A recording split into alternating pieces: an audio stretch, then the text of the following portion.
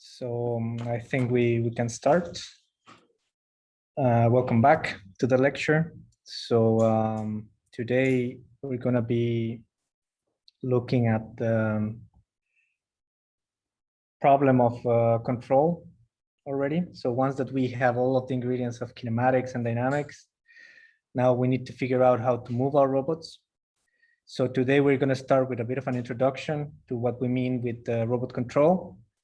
And then we'll move to from simplest to hardest. Well, let's say from simplest to more elaborated type of controllers. So we'll start with PID for manipulators, and then we'll move on from there. Okay.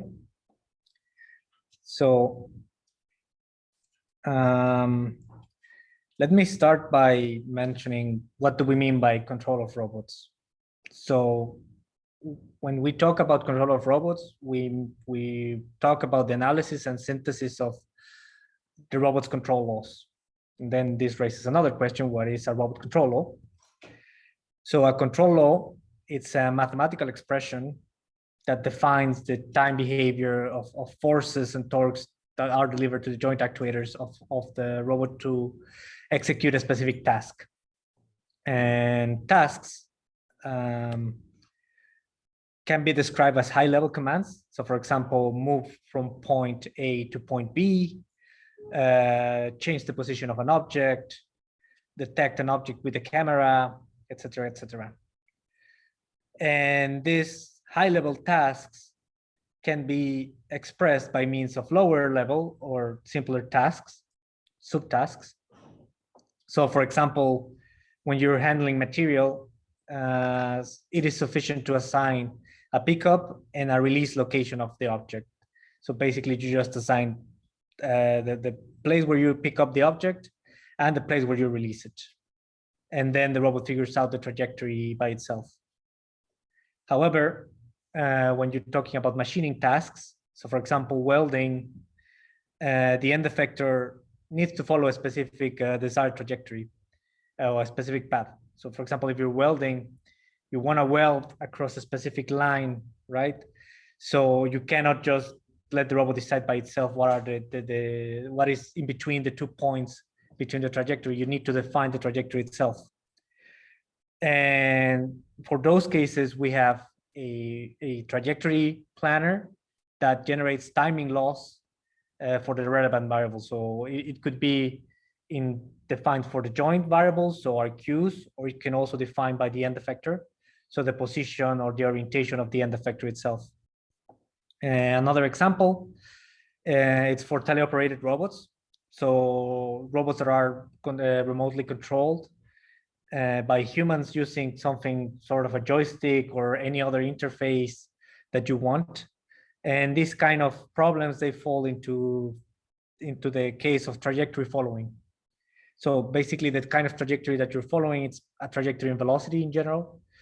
You assign a velocity for the robot with the joystick. So a velocity in the X and Y directions and a yaw rate. And then the robot follows the trajectory in that velocity. So there are different levels in which we can assign the control of our robots. So let's say one of the highest levels is just successfully completing a task. And this could be closer to a semantic type of instruction. So for example, loading a truck, inspecting a building. And then if we move one level down, could be the accurate execution of a motion trajectory. So go from A to B, but follow this specific path. And an even lower level type of instruction could be just zeroing an error in position. So you assign just a constant reference to the robot, and then the robot tries to make the error between your current position and the position that you're asking to zero.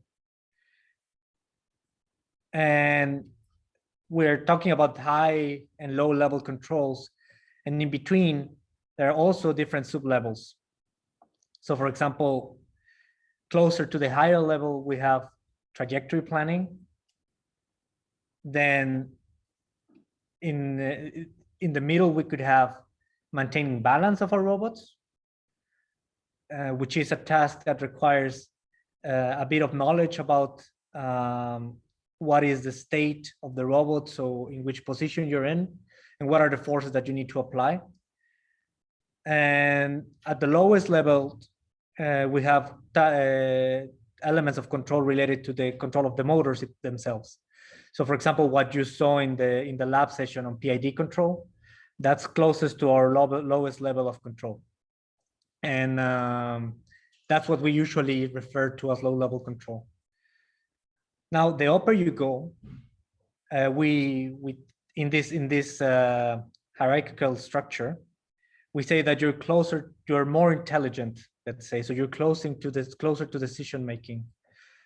And for example, whenever you talk about planning, this means that the robot itself is able to make decisions, and this means that it's more intelligent, in quote unquote.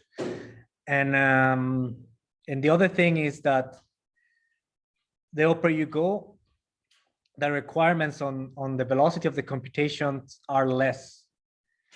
On the other hand, the lower you go, you need to be faster and accurate. So this is related to the direct control of the actuators. And the success of the higher level tasks depends on the fast execution of the lower level ones. So this needs to be fast, and you need to be sure that you're able to complete these tasks at a specific frequency, for example. And along the different layers, we can exploit different models. So for example, if you do planning and you need to do it fast, and you don't need to use that specific model, you can use a simplified model. So for example, in legged locomotion, we used a lot the linear inverted pendulum model, which is an easy model, an easy way to describe the locomotion of a humanoid, or for example, a quadruped trotting. But if you want to do balance control, it's not so good. For example, if you're crawling, the linear inverted pendulum doesn't hold anymore. So for balancing tasks, linear inverted pendulum is not so good. But if you're doing something more dynamic, it can be good on flat terrain. And one other note that I want to make is that pure planning, so basically what we call open loop, so just decide a trajectory. And when we talk about trajectories, we also talk about the commands that you're giving to the actuators. In general, is not enough. So if you plan a trajectory in open loop, in general, it doesn't work, because there are going to be disturbances, and disturbances can mean somebody pushing the robot, can be somebody, it can be like an obstacle, or in the case of legged locomotion, it can be rough terrain, etc., etc. So if you plan and something unexpected happens in between, then you're not able to act against that. So in general, we're going to be using a lot the tool of feedback to counteract this kind of disturbances. Now, there are different ways to evaluate the performance of our controllers. So one way to do so is by considering the quality of the execution of the controller. So by quality, we can mean the accuracy, so how close you are, for example, to track a trajectory, or the velocity at which you execute this task. So if you move from A to B really slow, but maybe that was your specification, it depends on the kind of task that you do. So for example, if you're doing a machining task, you may want the robot to go at a specific velocity because certain machining processes require to move at specific processes. So it's not doing it fast or slow, it's rather being able to track the velocity at which you designed your controller to work. And there can also be requirements related to energy. So now that mobile robots are so widespread, one requirement is, for example, saving battery. So you can design a controller that, so for example, if you're moving with a legged robot, you find a gait, so a way of moving, a way of walking that saves battery energy and other things. So in this kind of criteria, something that can help us, it's models. So we can use models in general to improve this evaluation criteria. Another way that we can evaluate the performance of our controllers, it's related to robustness. And this is robustness both related to perturbations or uncertainty. So for example, how our controllers, how much can our controllers resist a change of parameters? So for example, if you change the weight on a robot, if you add an extra weight to the robot, how can it counteract? So for example, when you're doing material handling tasks, so moving one thing to another, there's a change on the payload. Or maybe you designed your controller for a specific payload of 10 kilograms, and then you grab one that it's 15 or 5 kilograms. So how can your controller react to those changes in the parameters? There could also be modeling errors. And this can refer to two things. For example, what I mentioned before, sometimes for control, we use simplified models because they're faster to compute, because maybe they capture the essential dynamics of our system. So in the case of walking, for a long time, the linear inverted pendulum was something that was used a lot. But maybe those modeling errors, so for example, that model is not useful if you're not on flat terrain, because it holds on the assumption that you're moving on flat terrain. But there's also another kind of modeling error, which is, in general, there are higher order modes in our systems. So for example, the links, they have a certain degree of flexibility, and those can be of order 7, 8, 9, but we don't model those things because in the overall motion, they don't play a specific role. But when you're trying to execute very accurate tasks, then those modeling errors play a role. And then another thing is to evaluate our controllers is uncertainties. And uncertainties can refer also to modeling errors, parameters, but it's a very general term, but we generally use also uncertainties to refer to imperfection in measuring devices. And one very clear example of this is, for example, visual sensors. When you are moving with your visual sensors, so for example, if you're building a map of your environment, you rely on the estimation of your state, and there's always some kind of drift with respect to the position in which you are. So that means that the map that you're building, it's also a bit drifted. So these are a really clear example of an imperfection in a measuring device. And another one that I've already mentioned, it's that how can our controller react to perturbations? So if you push a robot, if there's an obstacle, how does it react? And not only if it's able to complete the tasks, but also how does it react to the obstacle? Is it compliant? Is it stiff? So that's also another way that we can evaluate the performance of our controller.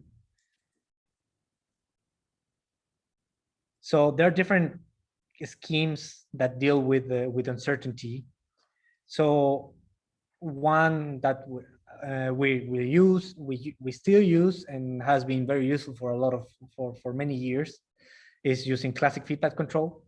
And this kind of control, it tolerates mild disturbances and small parameter variation because it depends on the model which you designed your controller for.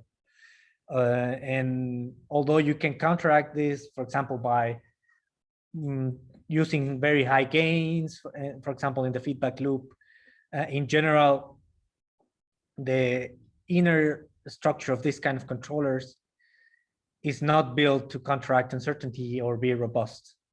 Then, talking about robustness, there's also a type of controllers, namely robust controllers. And these are designed to tolerate large uncertainties within a known range. So as long as you know what is the variation of your parameters, you can design a controller that can be robust against those variations, so that can perform well even in the presence of those variations. but this is as long as you know the range at which in which these uncertainties are. Then there's also another way to counteract uncertainty, to deal with uncertainty, which is adaptive control.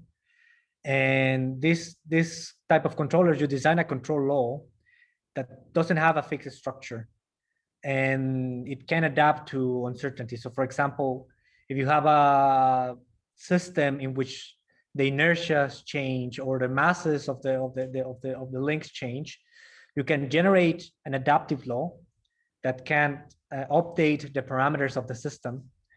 And at every loop, you get a better estimate of your parameters. So every time you do your controller, you have a measurement about the quality of your parameters, and then you can update them with respect to this measurement of the quality of your parameters. It's like doing online system identification, for example. And then something that it's very fashionable these days, it's intelligent control or learning. And this is a type of controllers that whose structure does not depend on the physics of the well, you can combine the physics domain with your machine learning based controllers, but in general what you use are function approximations of your controllers. So for example, a neural network, it's a function approximation of you can use it to approximate a specific model. So in our case, you can use it to approximate a controller. And it can be used for, you can train these models based on data to include tasks that, for example, to generalize to tasks that you have never seen before. However, it is very hard, and here we state there is no formal guarantee of performance, but there are new papers that try to prove formally stability, for example, for this kind of controllers. But it's really, in general, it's really hard because, for example, neural networks have thousands of layers and thousands of neurons per layer. So it's really hard to get a specific measurement or guarantee of stability. And what's more, to get a controller that behaves close to a model-based kind of controller, which are the previous ones, you may require a lot of data or trained for a very, very long time, which is basically the same. You train for a long time to gather a lot of data. So here I'm showing you some examples. So the first one, it's just a feedback controller. It's a feed-forward law with an optimal feedback control. It's a double pendulum. This is a work from Vienna, from the Technical University of Vienna. And yeah, you see here that it can reach, you can reach really good performances. And here it's balancing a double pendulum in all of its equilibrium points. In the case of the double inverted pendulum, you have 4 equilibrium points. We'll talk about it later. 3 of those are unstable and 1 stable. Then we have also a robust controller. I wanted to make all of linear of pendulums, but it was really hard to find a robust controller for a pendulum. So this one, this is for a legged robot. So here they are defining the uncertainty based on the position of the feet. So they are able to balance even if you have moving ground. So here they have a uncertainty defined with respect to the position of the feet, and then here they just are able to show that they can, even when the ground is moving, they are able to balance. Then there's this example of adaptive control. So here it's updating the parameters of the linear inverted pendulum online. So it changes the mass of the robot, the mass of the pendulum and the inertia, so that it can still balance the pendulum online. And then the last example, it's a learning one.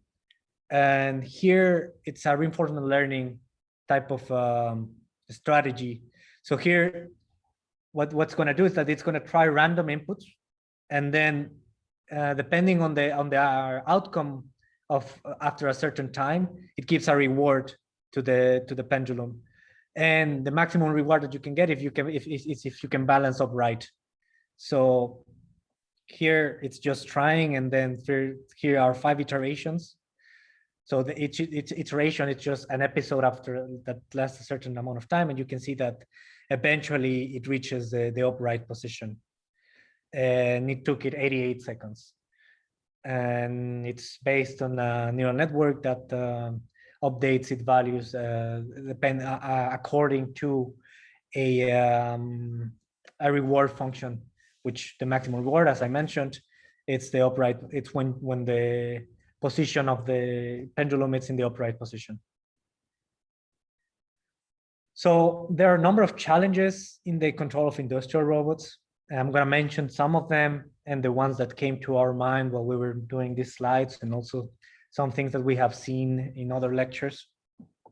And the one that comes always and that we have always mentioned during this lecture is the hard real-time operation. So your controllers need to be designed to be not necessarily fast, but to be within a certain time constraint. And this time needs to be related to real time. So not the machine time that we have, that it's not actually real time. It's based on the clock, on the internal clock of your computer. And this is something that we deal with every day when we're working with robots. And you would often, if you ever go out in a lab, you will often hear that somebody designed a controller, or it's calling a function that is breaking real time. So it means that it's taking longer than it's supposed to be, or it's in a loop that it's supposed to take, for example, 4 milliseconds, and the instruction is taking 5. And sometimes this happens a lot when you do, for example, bad memory allocation and things like that. Another challenge, it's related to the load rate of exteroceptive sensors. So it's vision, for example. So in our case, we have a number of vision sensors, and we get a new measurement of these vision sensors at 10 hertz. So this is 0.1 seconds. And just to put it in contrast, from the encoders, we get it at 1,000 hertz. So 1 kilohertz. It's the frequency at which we read the encoders. So if you want to use information, you need to do tricks to mix this information and match the frequencies at which you're reading the sensors. And this is generally done, for example, if you want to do state estimation, this is generally done by using extended Kalman filters. We won't talk about state estimation, but it's also a really interesting topic. Then another challenge, it's related to the dynamic accuracy of while you're doing a fast motion. So as you saw in the lecture of actuators, let's say that speed and torque are counteracting indexes, let's say indices. So if you're moving fast, it is difficult to track force and torque. So this is another challenge, for example, because there's a limitation on the speed at which you want to move. So for example, when you're doing contact related tasks, you need to be sure that you're applying the right force on the object. For example, so this is called a non-prehensile task, so moving an object. So you need to be sure that you're not pushing the object too hard. So when you're pushing an object on a table, for the ones that are on video. So another challenge is related to compliance, and this could be related to compliance of the structure of the robot itself or the transmission. So when we talk about compliance, we mean it in two ways. One could be the flexibility of the links of the robot, and for example, this can excite modes that can generate a resonance. And for example, in a robot that it's already quite old, the links because of use, were actually getting quite flexible. So at some point, we had to change the gains of our controllers, or proportional gains, because otherwise our robot would vibrate even while standing in place, because all of our methods relied on the rigid body assumption. So we assume that all of the links are rigid. So all of the kinematic transformations, everything, they rely on the fact that all of our joints are, or of our links are rigid. And then also when we do a state estimation, for example, one of the tools that we use, it's odometry. And odometry means that, for example, for wheeled robots, is that if you have a wheel, you can basically define how much you moved by measuring how much your wheel has rotated.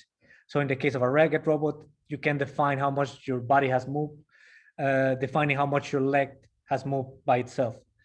And if your leg is flexible, then your kinematic transformations to define how much you've moved, they don't hold that much anymore. And then you get these small errors that accumulate through time.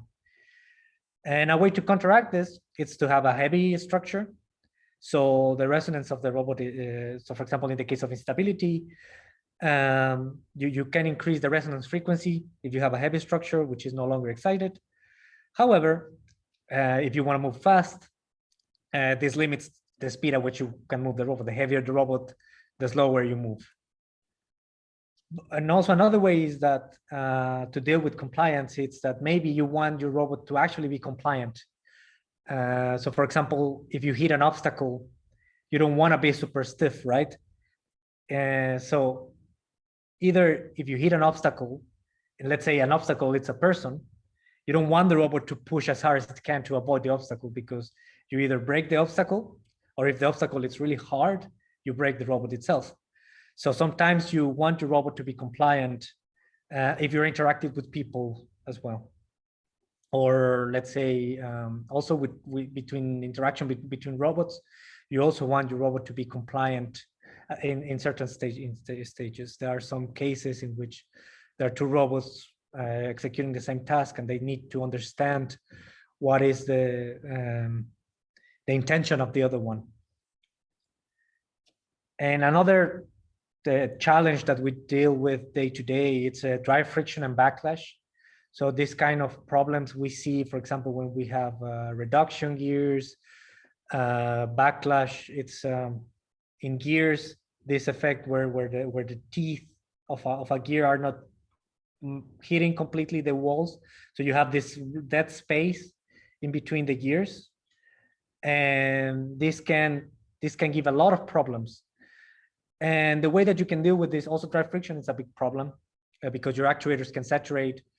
And then when you break the drive friction, then you give a big push because you accumulated a lot of control action. And then this can also generate oscillations. So one way to deal with this, it's basically using direct drive actuators. So basically put your actuators as close as possible to the element that you want to move. No reduction, no transmissions whatsoever. Of course, this is not always possible. So just from this brief introduction, there are some take-home messages.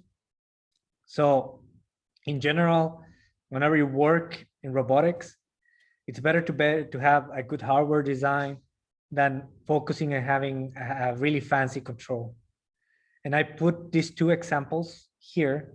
So for years, KUKA worked on developing really reliable hardware in terms of actuators, the robot themselves, the drivers that control these robots, and they are now the standard both in industry and in academia when working with manipulators. So whenever we think about manipulators, the first that come to our mind are KUKA robots, for example. And another example of good hardware design, it's related to all of the Cheetah robots. So, well, not all of them, but the two most recent one, which is Mini Cheetah, the one that you see here in the picture, and another one that is Cheetah 3.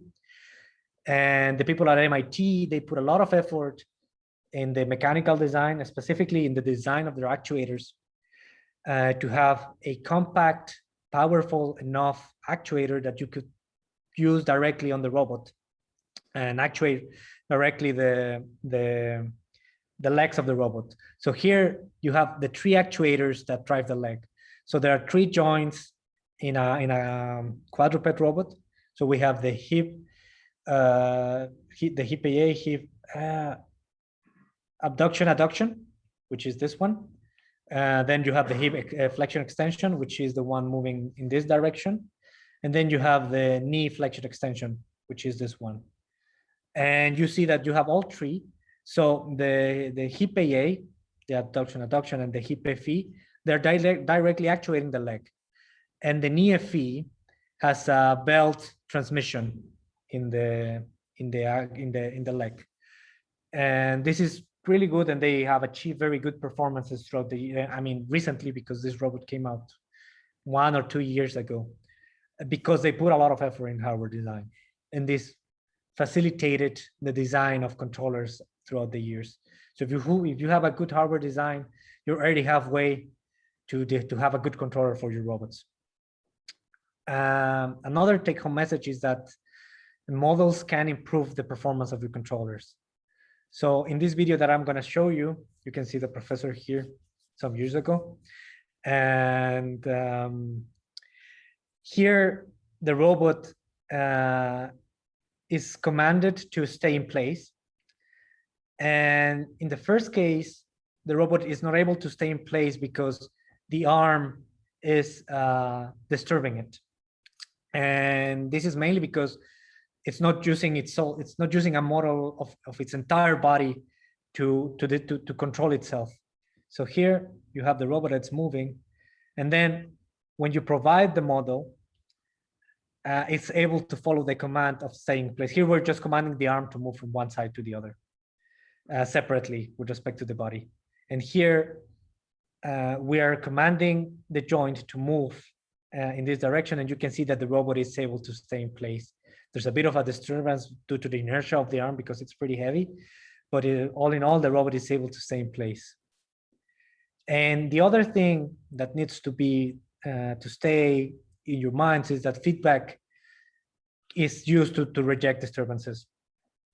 So here in this case, we have a robot hit with a punchback, and we provide a feedback about, we are commanding it to stay trotting in place, and we provide the feedback about the position. It detects that there is a disturbance, and then it generates a control action, which is basically moving its leg to a different position to counteract the disturbance, to generate enough ground reaction force to counteract the disturbance.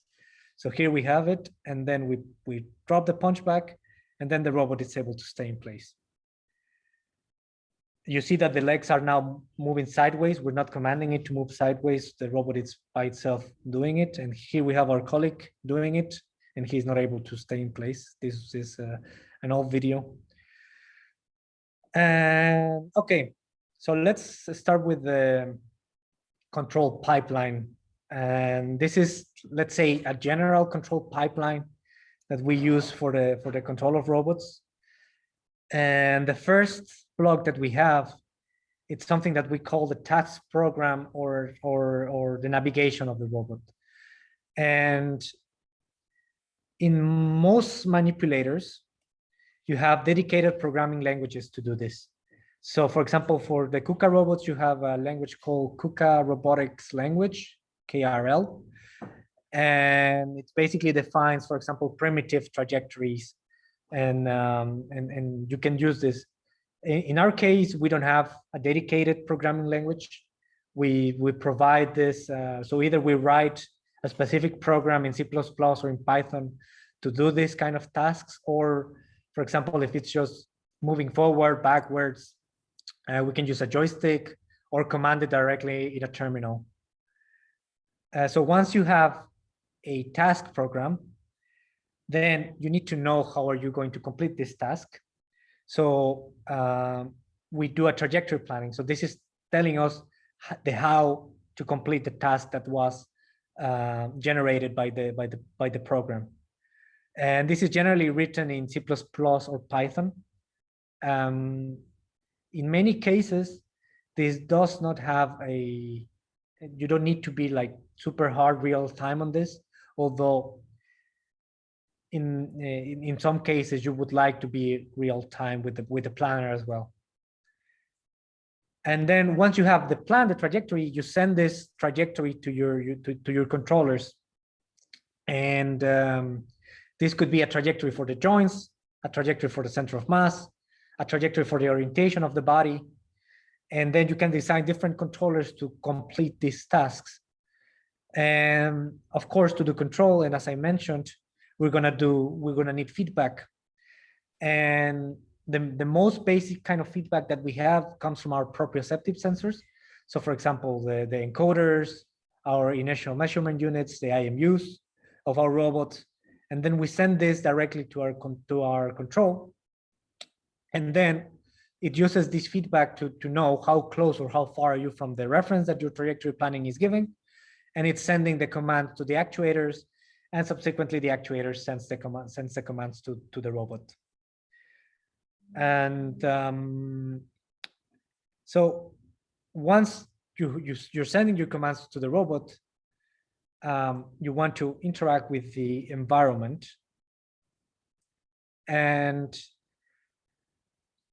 well, you can interact with the environment, even if you're doing a free motion task. Let's say there's no direct interaction with the environment, but you want to know, for example, if there's an obstacle, or you want to avoid the obstacle. And we can also get feedback from the environment through our vision sensors. And this can be used, for example, by the task program to evaluate how well our task is being completed. But also, we can use the information from the environment to do something called state estimation, as I have been talking throughout from the very beginning. And for example, in our case, we cannot measure directly the XYZ position of our robot, so we need to estimate it. So we use both vision and proprioceptive sensing to estimate the position of a robot. So for example, in vision, you can take landmarks of the environment, and then based on those landmarks, you can basically know how far have you moved from those specific landmarks. And then you combine it with information from your proprioceptive sensors, and you can get an estimate of where you are in the space. And we send this information to our direct controller and to our trajectory and planning block in this diagram.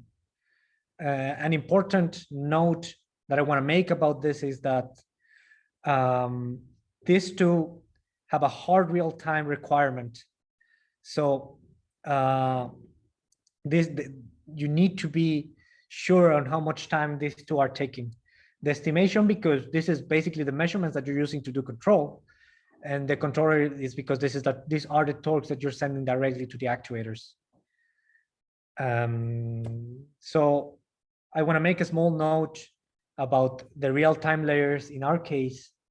So we have 4 main layers in our real-time loops. So the top one is related to hardware, and this one is in charge of both sending the torque commands, but also reading the sensor states. And this, we use something called a Xenomai patch Linux kernel. So Linux by itself, it's a non-real-time kernel. And to run real-time, you need to patch it with something called Xenomai, which is it's basically something that allows you to run both to use the Linux facilities, but with a real-time kernel. And this layer runs at 1,000 hertz, and then the second layer is the estimation layer, as I mentioned, and it again runs in our Xenomai patch Linux kernel, and this one runs as a 500 hertz.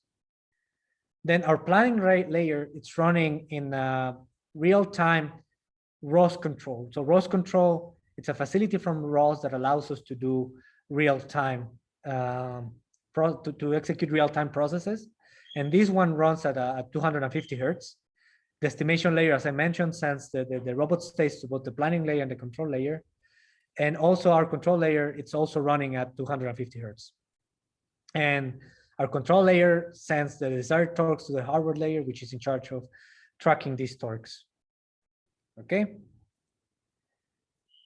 So again, this is the overall, this is a simplified version of our, let's say, locomotion framework. And at the beginning, we can either have user input, or we can also do a navigation task.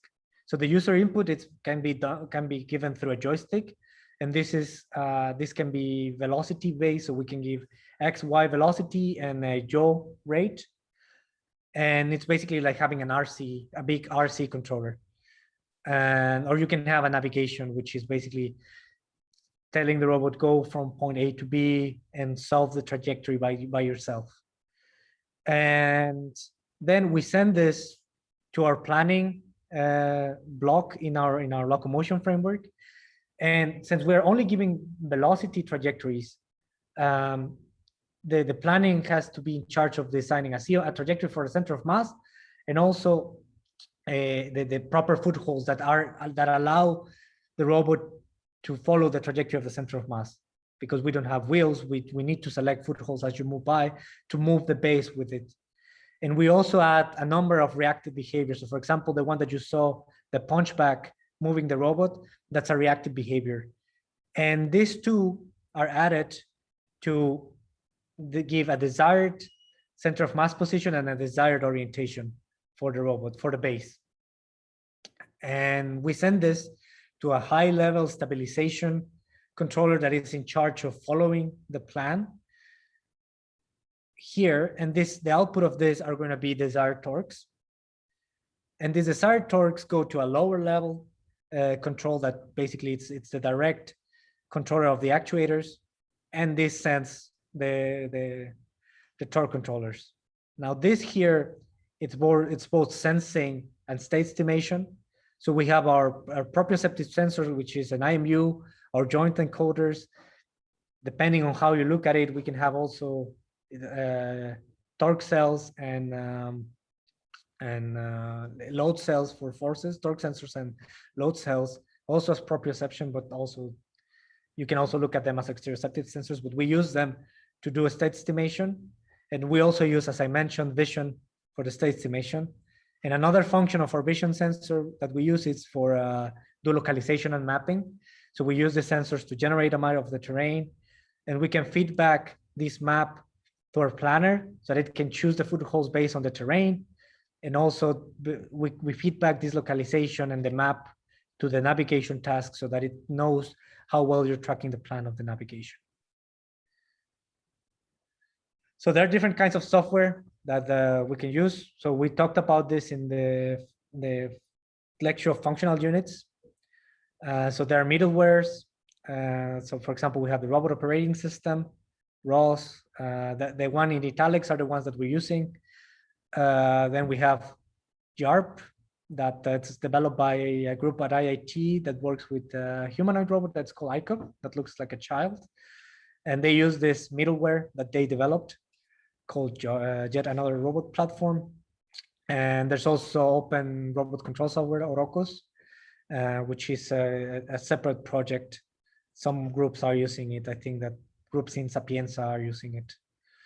Then, as I mentioned during the lab, there are different rigid body and kinematics libraries, RBDL, KDL, which is developed by the same people that do Orocos. And we use RobCoGEM, and the one that we use in the lab, there's Pinocchio. We also have drivers that are the tools that helps us to communicate with the sensors and actuators through APIs. And they're usually implemented in C++ because they need to be fast. And a very important part of the software are the simulators. So here I'm just naming some of them: Gazebo, Coppelia Sim, that it used to be VREP. There's also PyBullet, that it's used a lot in machine learning, and also Mujoko. It's used a lot in machine learning. And also an important part of the simulator, well, I'm showing you screenshots of all four that I showed before. So it's the same order from left to right and from top to bottom. And these simulators, they require a physics engine. So there are different types of physics engines. We have the open dynamics engine, that is the one that is by default in Gazebo. But there's also Bullet, that is the one by Bullet, and Mujoko comes with its own physics engine. Okay, so I'm gonna give you an overview of the type of controllers that we're gonna see in this and the following lectures. And we're gonna do two types of classification. So one is related to the type of tasks that we're gonna do. So one is in free motion. So the robot is moving freely, there are no contacts. And the second one is when you have motion in contact. So you have interaction with the environment. And what's important to know about the second one is that the motion of the robot is constrained so you cannot move freely. There's a limitation. You cannot push infinitely in a certain direction. And then you need to exchange forces with the environment. And then if we go back to free motion, we're going to talk about two types of free motion. One is the regulation problem, which is basically just assigning an initial and a final position. And then there's a trajectory tracking problem, which is basically following a specific trajectory. Now, the most important classification that we're going to see is related to where are we defining the error. So there are two ways that we can define the error. One is in the joint space. So basically defining the error for our joint trajectories. So our Q variables. So if we define the error of our Q position, then we're defining a joint space controller. On the other hand, if we're defining it in the task space, so for example, if you want to move from position XYZ1 to position XYZ2, then we're designing a task space controller. Now, in the first kind of controllers that we're going to see, it's the PID type plus gravity compensation. We're going to see what this is. The second one, we're going to talk about feedback linearization, also called joint space inverse dynamics. And then there's also PID type of controllers plus gravity compensations. The one that we're going to, since we already look at the PID in the joint space, we're only going to take a look at PD plus gravity compensations, which is also the one that is most used. And we're also going to look at feedback linearization in task space. And now when talking about motion in contact, we're going to do it only in task space, and we're going to talk about impedance and admittance controllers with variants of those. So keep this panoramic view in mind. So before talking about control, we need to talk about equilibrium. And we're going to do an analysis of equilibrium of our dynamic equations. So here we have our dynamic equations. Now, here we are putting H. Oh, what happened with my screen? Wait a second. Okay, here we're putting H, but this H is basically just our Coriolis term. Well, let me just put the dependencies itself. So this H, it's our Coriolis, our vector of Coriolis terms plus our gravity.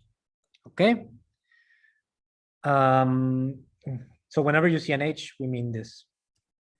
And another important thing, and maybe it will become more obvious now, is that the matrix of Coriolis terms can also be factorized like this. And this is why when we were doing the recursive Newton-Euler algorithm, when we set Q dot to 0, we only get the gravity terms. So Q dot and Q to 0, we only get the gravity terms because you can reach this. However, this factorization is not general for every rigid body. So in general, we prefer the other representation. So if we organize the dynamics in state space form, so remember that we can define a state vector. So our state variables are going to be Q and Q dot. and we can redefine it as x1, x1, x2. So if we rewrite this equation on top here as in state space form, we're going to reach this. So let me just write it down here. Sorry. So x dot is equal to x1 dot, x2 dot, where x1 dot is actually in fact q dot, which is x2, and that's why we get the x2 on top. And then x2 dot, it's q double dot, which we get from isolating q from our dynamics equation here on top. And this is what you get here. Now here we're splitting the terms that are the dynamics of the system and the ones that are multiplied by our joint torques, which is u. And the reason of this will become evident afterwards. So this will give us a 2n nonlinear first order differential equations.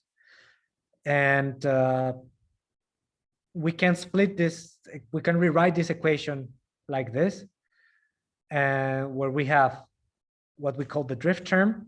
So basically this is what we did in the lab, the equations of motion without any input torque. And here we have a forcing term, which is what's driving the motion of our robot and of our joints. So let's first find the equilibrium for when there's no command. So remember, when to find an equilibrium point, we make our derivatives equal to 0 because there's no motion. And what's more, if our u is equal to 0, then this whole term on the right becomes 0, right? Here on the right of the expression, right? So our equations, so basically finding the equilibrium point, it's solving the equation for these conditions for our states.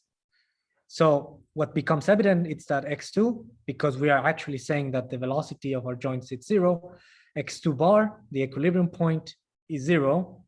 And then something that we can realize is that this term, it's our gravity term. As we mentioned, if we set the velocity of the joints to 0, then we only get the gravity terms.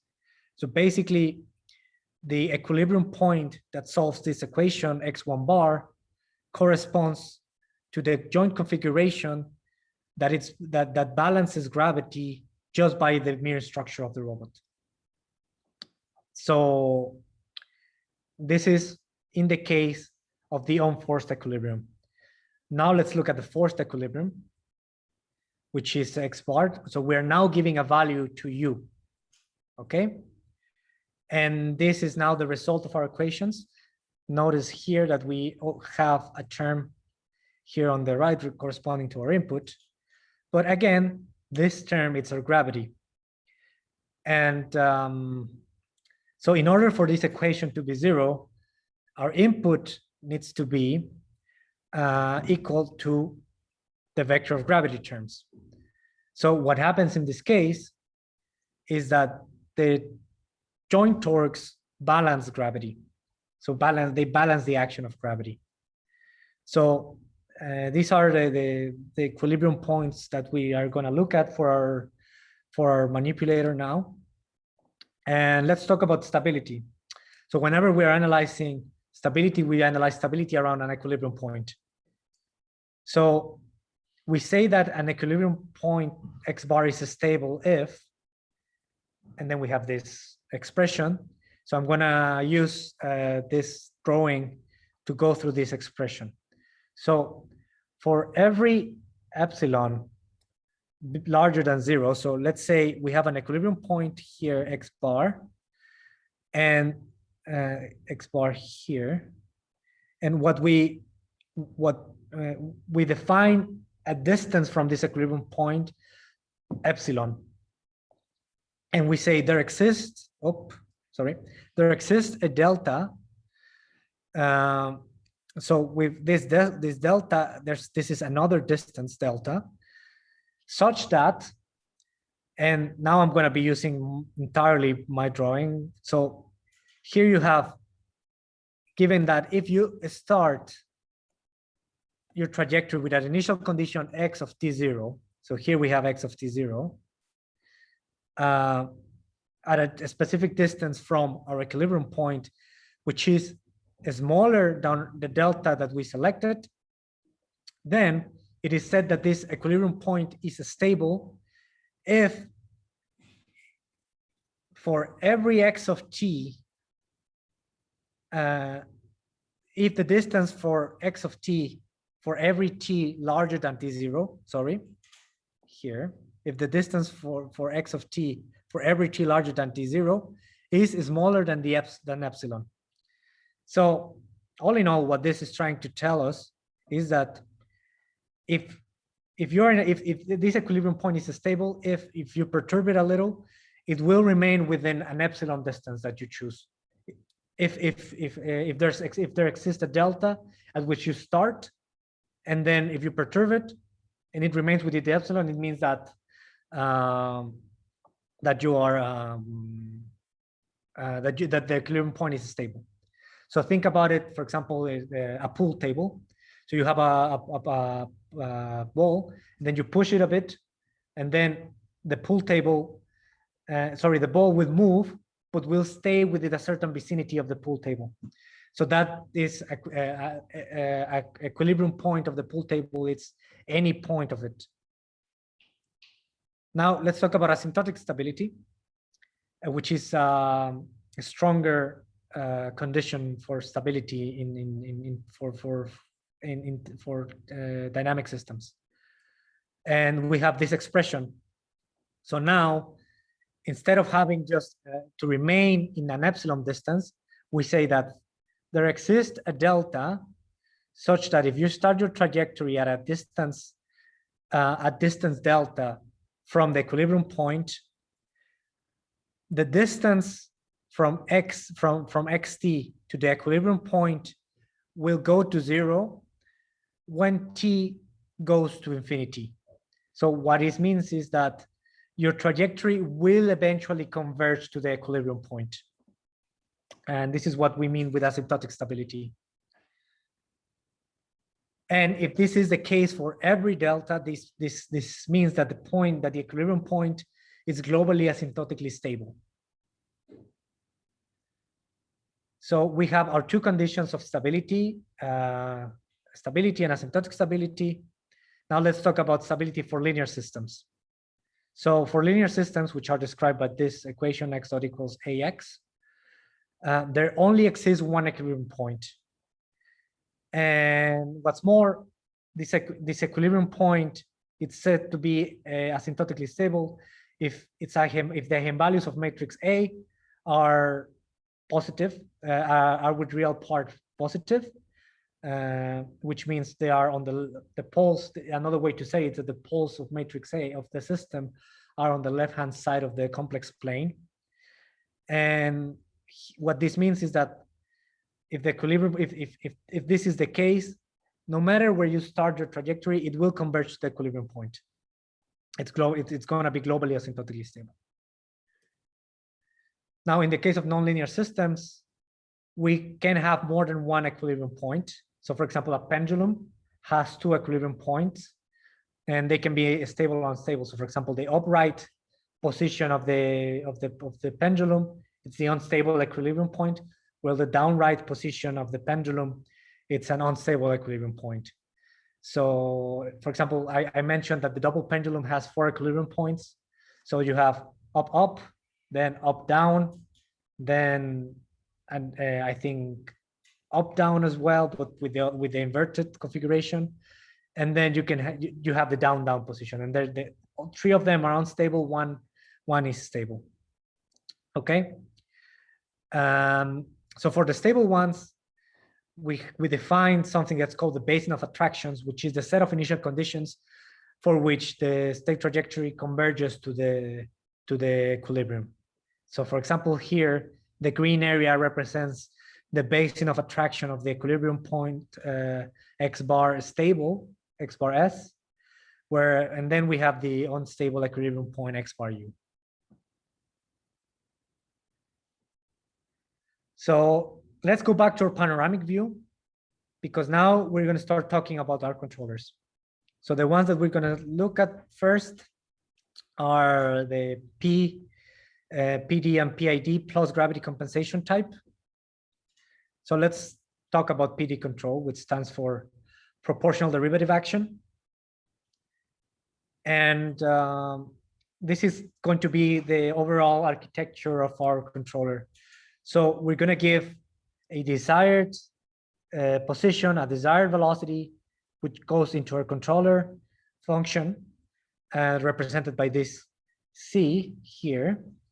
And the output of our controller is going to be joint torques that we're going to send to our robot. Then from our robot, we're going to measure the position and the velocity. And we're going to get the feedback from this. And then we're going to use an error function to improve the tracking of our QD and our Q.D. Okay? So just to summarize, our inputs are the joint references, reference trajectories Q, QD, and Q.D. And if we talk about regulation, we say that we keep the position of our joints constant and the velocity equal to 0.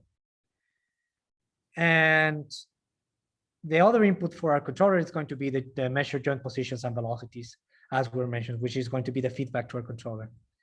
So our control law, it's going to be defined by this expression.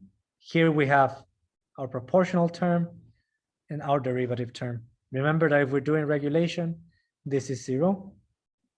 And remember as well that Q is a vector. So in our case, Kp and Kd are n by n matrices. And more importantly, they are going to be positive definite matrices. And this is an important condition to prove stability. We're not gonna do the proofs of stability here, but you can do it by defining, there's specifically Lyapunov function that you can use to prove stability, but this is not enough. Then you have to use something, the LaSalle invariance theorem, to prove that the equilibrium points are stable, but we're not going to do this here. So if we replace our control law in our dynamics equation, so remember these are control equations, so we're going to replace this U here. Remember this is our U here, which is this is our control action. So let's evaluate the stability at equilibrium.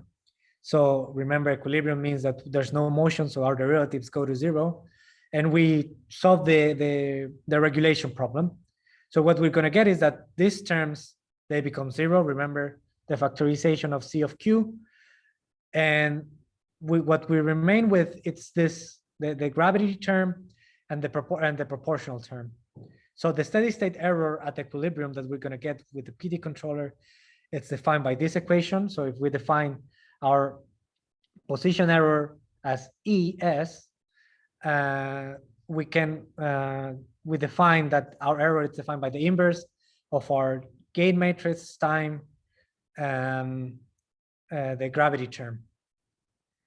And how this is going to look in our let's say when we implement it is that so the leftmost plot, it's the joint closer to it's the position of the joint closest to the base, and the rightmost plot, it's the one furthest. And you see that the error for the joints that are further from the base, it's less, and this is because the further you go in the kinematic chain, the less weight you have to support. So the gravity terms have less of an influence on the performance of the robot. So if we choose Kp and Kd, as I mentioned, we can prove that the system is asymptotically stable. And if in some way we see that if we, for example, we reach a position where the gravity terms are 0, so we're not saying that the gravity is 0, but the gravity terms go to 0, then for that specific point, we say that it's globally asymptotically stable. So typically we choose KP and KD to be diagonal matrices. And this allows us to do decentralized control. So each of the joints have their own KP or their own KD, and their own KD separate. Okay. So some comments on PD control. So the gains KP and KD, they affect the transient and the settling time of the overall system, and they affect the end effector. And another comment is that if you have viscous friction in your system, sometimes we don't require to have a derivative term, because basically the viscous frictions acts as our derivative term, or maybe our gain for the derivative term can be smaller because you already have some viscous friction in your system. However, it is hard to define the optimal values of KP and KD for the entire workspace. So remember that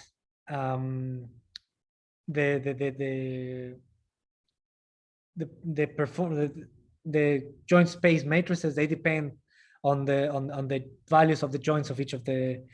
So we will have different performances for different configurations because our dynamics behave differently in different configurations of our robot. So KP and KD, having an optimal one for the entire workspace, it's very difficult to find. So we can do a mechanical interpretation of a PD controller. So we can see them as virtual springs and dampers. So KP corresponds to a virtual spring, which adds stiffness, and the larger the value of K, the larger the stiffness, and the damping, KD can be seen as a virtual damper. So for example, if we have this configuration in green, and we want to move our robot to this red configuration, what our PD controller is going to do is to add a series of virtual springs and dampers that are going to take our robot to the desired joint configuration. And here you see that it's not aligned with the one that it's on the left, but this is because we're defining the desired position of Q with respect to our predecessor link. So if you do first one and then attach the next one to the other one, you'll see that the positions coincide. Okay, so what we saw was that what generates the steady state error, it's gravity. So what if we compensate for gravity? So the idea is that we add a nonlinear cancellation of our gravitational term in our control law. So we have, again, our PD control law, but now we're adding a gravitational term. So this is basically based on our model. And we add this nonlinear gravitational compensation based on our model. And when we do this, again, when we do it at equilibrium, not only we get rid of all of these terms as in the previous case, but we also compensate for gravity. And then what happens is that we end up with this, which is basically the error, and which is equal to 0. So in order for this expression to go to 0, then it means that our error goes to 0. So at equilibrium, Q will converge to QD, and Q dot 0 will converge to 0, and there will not have a steady state error. And we can ensure, so since gravity is 0, we can say that we reach global asymptotic stability if, again, KP and KD are positive definite matrices. However, one of the problems is that we need to identify our gravitational term. So what if we don't know the payload of our robot, or for example, if the payload of the robot is changing? So this will generate errors in our estimation. And if this is canceled, approximately these errors in our compensation will generate tracking errors. So a way that we can compensate for this is by increasing the value of Kp. We saw that we can reduce the distance in the error by increasing Kp, but in real systems, there's a limit to how much you can increase Kp. As I mentioned, it's related to the flexibility of the robot, to the resonance frequency, etc., etc. So having a route, you cannot increase infinitely Kp. So one example where we apply an identification of a center of mass, it's here. So here we're gonna see that the robot it's walking, and then we're gonna add a payload of 10 kilograms, and you will see that because it has a knowledge of where its center of mass is, it will not be able to walk. And then we implement a center of mass identification, which updates the model of the gravitational terms, and then it's able to walk. So here we see it walking. Then we add our weight, and here it's not able to compensate for it. Now here, again, it starts walking. We add our weight. It detects that there's a load in the change. It adjusts the position of the center of mass that it has in its model, and then it's able to continue walking without falling.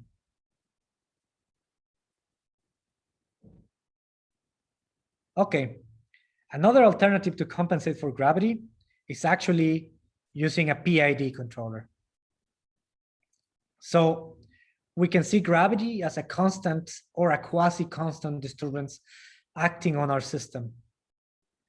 So in general, in linear systems, when you have this type of disturbance, you can add integral action to counteract these constant disturbances.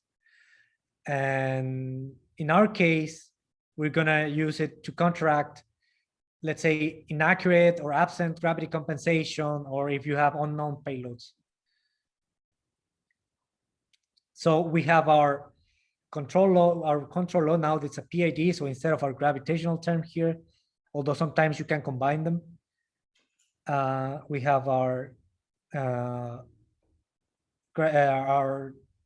integral term of our controller, defined by this term at the right-hand side of the equation. So the integral component grows, magnifying the error. So if you have a positive error, your integral action will grow, and will keep on growing as long as you have an error. So we'll see here that if the error is positive, then your integral action will grow. If you have a negative error, your integral action will go down. And this means that our integral action is proportional to the mean value of our error. Okay? So if we, let me remember. So at equilibrium, doing the same process as we did before, we'll get this expression, and well, we get that the integral of the error times the gain will be equal to the gravitational terms. So in order for this to be for this equation to be satisfied, the integral of the error needs to be 0. So this k will take the error closer to 0, and it would eventually converge to 0. So some comments on PID control is that an advantage of it is that you don't need to have a specific model to implement this and compensate for gravity. However, tuning the gains requires experience, and sometimes a lot of trial and error to get it right.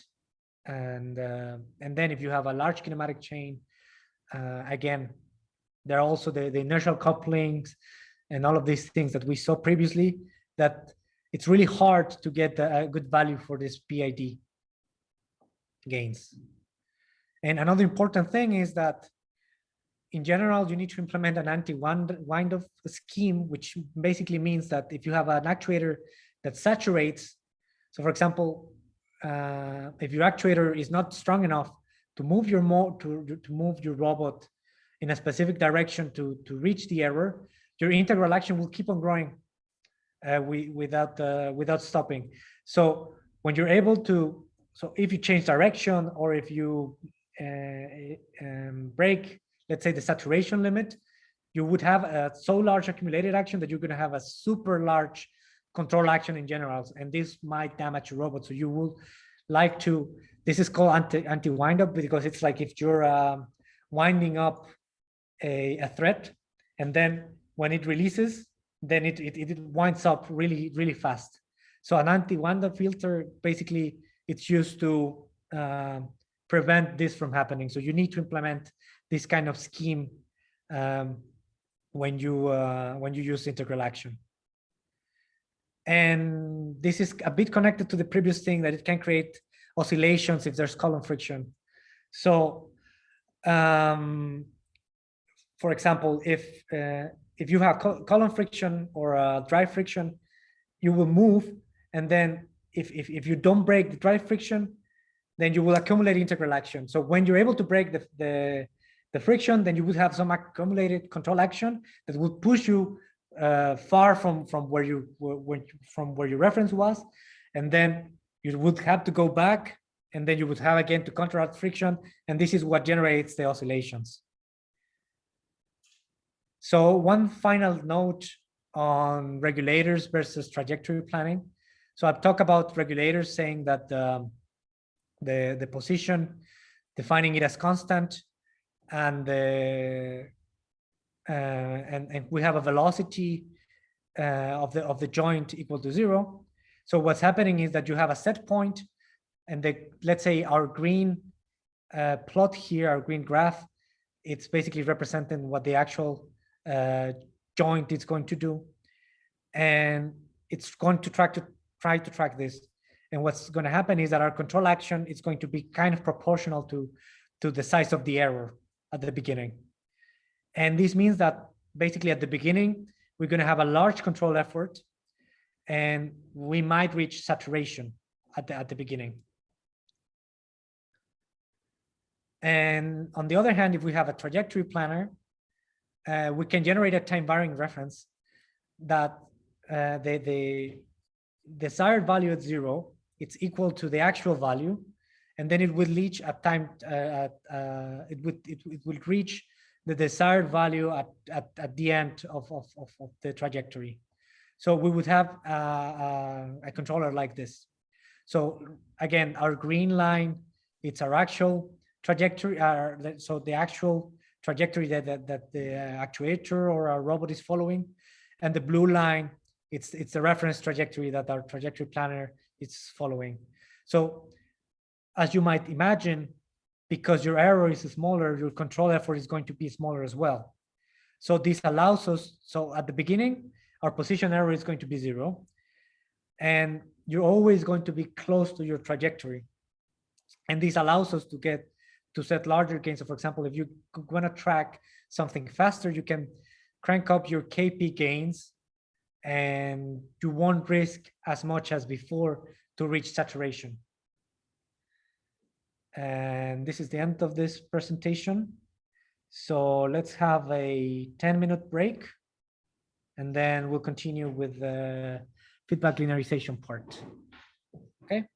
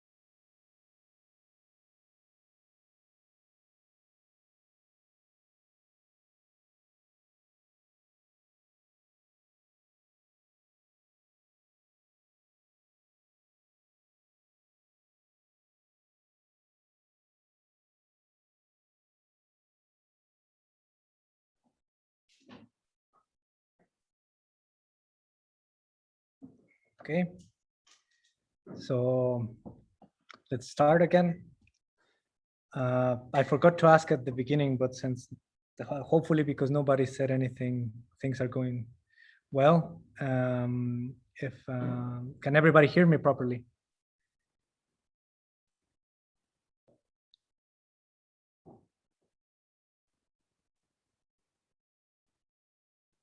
Just anybody? Yes, we can. Okay, great, thanks. Okay, so let's continue with the part on inverse dynamics. And now in this, I'm having a small outline, which is, we will start talking about the decentralized control idea. And this is connected to what I mentioned before, and about controlling each of the joints separately. Then we'll go to something that's called inverse dynamics compensation. And then we will finish with joint space computed torque control. Okay, so let's start with decentralized control. So this stands for the idea that we design independent controllers for each of the joints in our manipulator. It's not based on models, and our control system, it's composed of n single input, single output control loops, and it ignores the coupling between the joints. And those couplings are dealt with as disturbances. So as you remember, we crank up our KP or KD, or we can also add an integral term, and but we don't care about what they are, we just compensate for them. So our control structure would look something like this. So you have here's my pen. So you have a desired Q1D, which goes to a controller 1. Then you measure Q1 that goes into this controller. And then the output is going to be a torque for that specific joint. And we do this for all of the joints in our manipulator. So let's just start by giving a quick look about to the example that we saw in the lecture about inertial couplings between joints. Okay, so if you remember, at the end, the dynamics for each of the joints were given by these two expressions. Remember that we had a matrix which was I11, I12, I21, blah blah blah, and then multiplied by Q1 dot dot, Q2 dot dot, and then you would have couplings between the terms of the manipulator. And what's important to note here, it's that, for example, in this top equation, which represents the dynamics of link 1 or of joint 1, we have the influence of joint 2 on joint 1. So all of the Q2s that you see here are the torques generated by the motion of joint 2, either by its acceleration or if its velocity.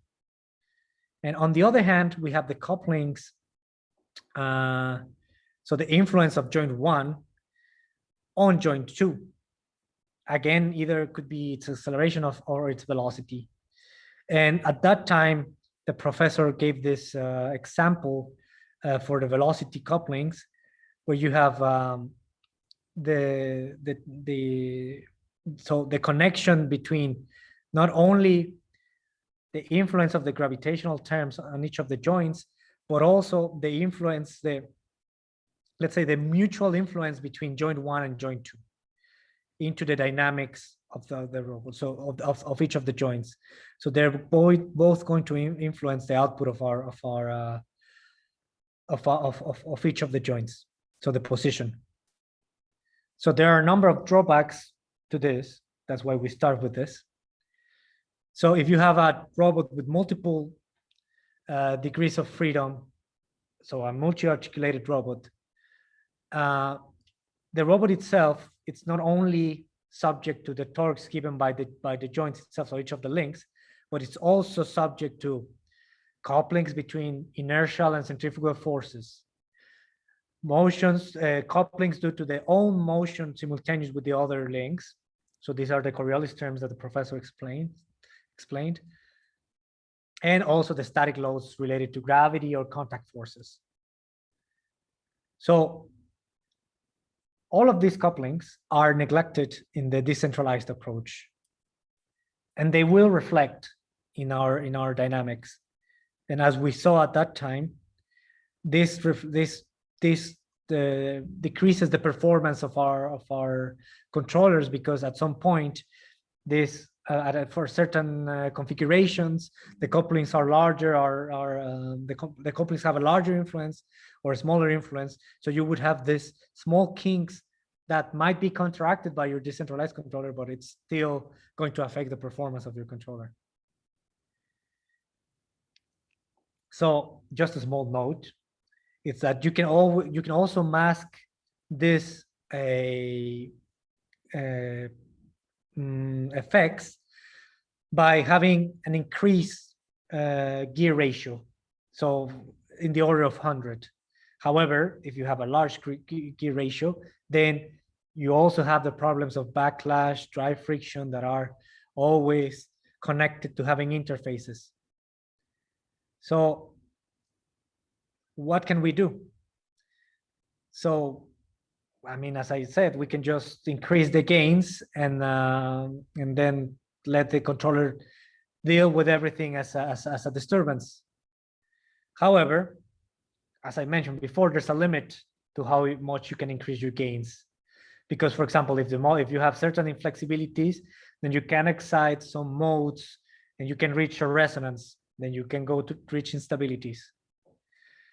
Or if you have very high gains, even if your robot is still stable, your robot is going to become very rigid. So as I mentioned before, if you hit an obstacle with a very rigid robot, so either you break the obstacle because the robot is going to try to keep on pushing.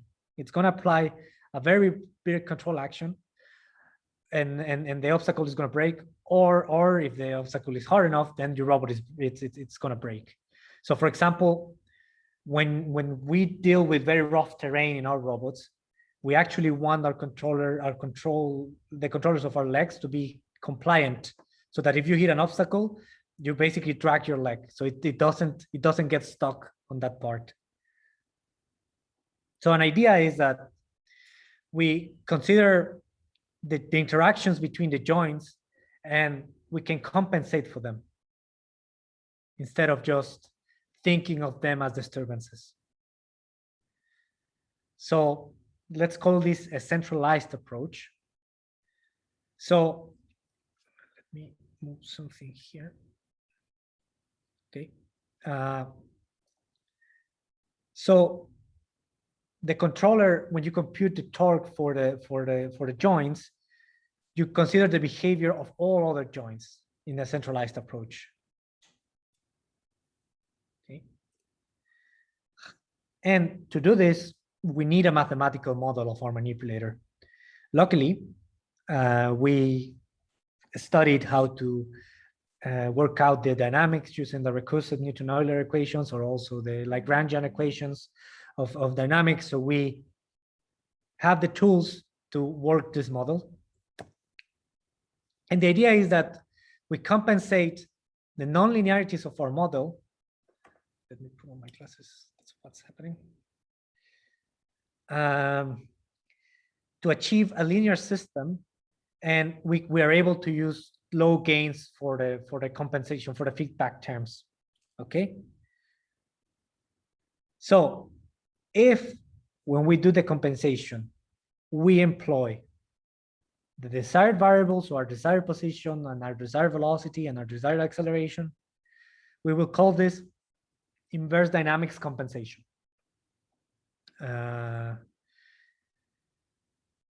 just a small note on this. In most of the literature calls it as we're going to do it here. However, you're going to find sometimes that they are inverted. So for example, desired variables are inverse dynamics compensation. The actual variables are called computed torque control. But there's some literature in which you will find them the other way around. Most of the texts that I checked, they do it like this. So just beware. Just follow the idea and don't focus so much on the name. So let's go back on the to the our panoramic view of the controller. So now we're at this point, we're still in the joint space where now we're going to do feedback linearization. So feedback linearization is a methodology for control of nonlinear systems. So consider the general nonlinear system described by this equation where alpha x and beta x are nonlinear functions and u is our control input. So if we define a control action given by the inverse of our alpha function times a new control input that we're going to call v minus beta, if we replace this u here, what we're going to end up with, it's a linearized system which has a new control input in v. So this is the linearized system that we find. So it's a linear system which is basically described as a single integrator. So you just integrate once and you get x again. So this is the block diagram of our new system once we plug in our control action u.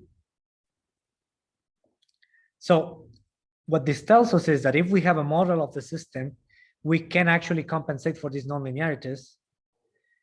And we end up with a system that it's linear and completely decoupled.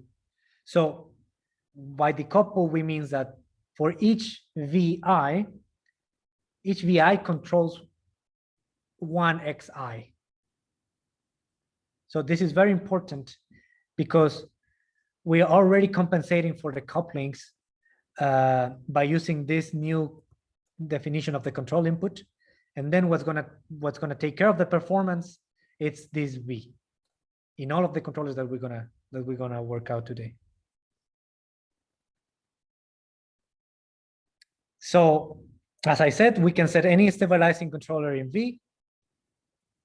However, there's always a but. In general, perfect cancellation is not possible due to model inaccuracies in our system. So let's start with the inverse dynamics compensation.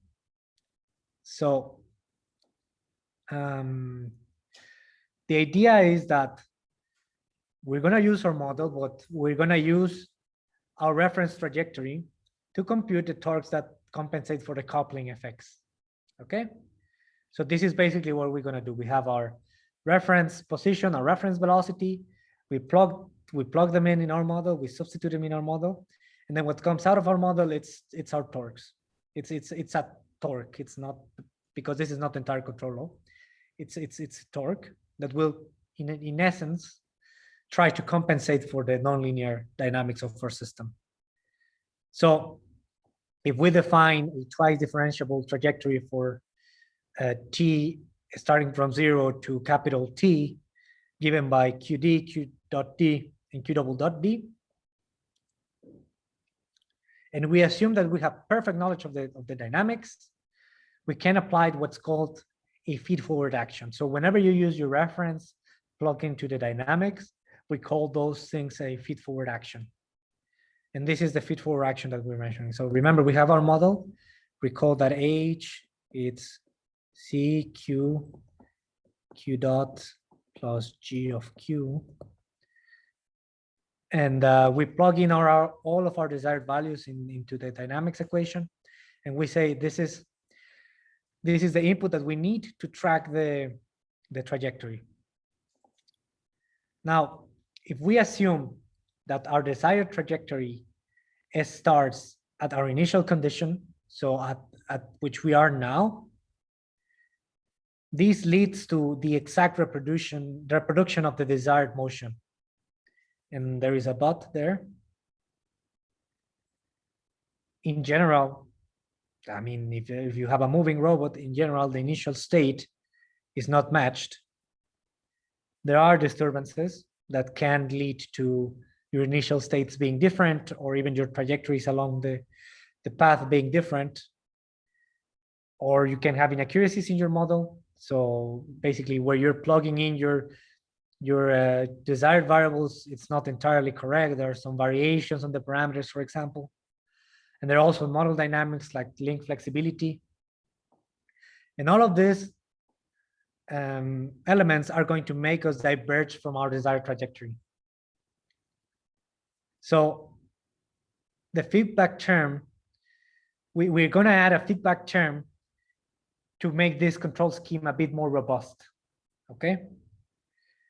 And this is the final control law that we're going to use for this scheme. So UD corresponds to our feed-forward action that we defined before. And then we're adding, again, our proportional derivative action here. And again, consider if we're thinking about regulation, this is 0. If this is regulation, or if we're trajectory tracking, this takes a value. So UD, it's a feed-forward action that compensates for the nonlinearities, and the rest of the control action compensates for all of the previously mentioned factors that might make us diverge from our desired trajectory. So this is, if we plug in our control action, remember, we're just replacing this. This is our U. What an ugly U. This is our U. And so here we have our UD, which is here, plus our proportional derivative action. So just something to keep in mind is that the compensation is computed using our desired variables, so not the actual ones, which is what we're going to use for the computed torque control in our next in the next slides. So it's quite simple, and it works. And as you will see in the lab, you will implement it. However, this is more sensitive to disturbances, because you're relying on the fact that your model is correct, but also you're using your reference value. So you're not updating your trajectory. So any tracking error, it's going to cause an inexact cancellation. So if you have a disturbance, then the cancellation of the nonlinear term, it's not going to be exact, and then you're going to have some nonlinear effects as you move on your trajectory. So just to put you an example, if you have this reference trajectory, and then and you're trying to track it, if you have a disturbance, let's say around this area, this is going to generate a deviation, and then you can have a nonlinear effect related to whatever it is not compensated by your feed-forward action. So this is a bit more sensitive to disturbances, to model dynamics, and all of the previously mentioned effects. So now let's talk about computed torque control. So instead of, well, first, this is basically the same idea. So we add a feedback that cancels nonlinearities and achieves closed loop exact linearization of the dynamics. So as during the evolution of the system, we're going to cancel entirely the nonlinear dynamics, not only considering the reference trajectory. So the first step, it's very similar to the previous one. So we evaluate our joint space inertia matrix S and our vector of nonlinear terms H. But now the difference is that we're going to use the current state, so Q and Q dot. Okay. And then we're going to add an additional feedback term. So this is how our new control law looks like. So again, pay attention that we're using the current states Q, Q, and Q dot. And now we have this B here, which is our a new control input that we're going to use to define the behavior of each of the joints. So this is our nonlinear state feedback. So if we replace, and these have hats because these come from our model. So M hat and H hat are our estimation of the joint space inertia matrix and the vector of nonlinear terms. So just bear in mind that when you implement this in a real robot, these are rarely the same. But here, just to make a small proof, we assume that these two are the same. So the estimated ones and the actual ones are the same. And then what we'll see is that these H terms are canceled out. And then this leads to Q double dot equal our new control input V. Because M here, if you multiply by the inverse of M, then you get what we have here in equation 2 in the slide. And what this leads to, it's a series of double integrators. So we have a pure linear system, which is a series of double integrators with unitary mass. So we say unitary mass because remember that just from Newton's law, second law, we have that the mass here, it's this one. So we say that this is unitary mass because all of this will have the value of 1 preceding the value of acceleration of the joint. Okay, so just making the simile between force and torque. Okay. So now we need to define what our V is. So we have to do a synthesis here.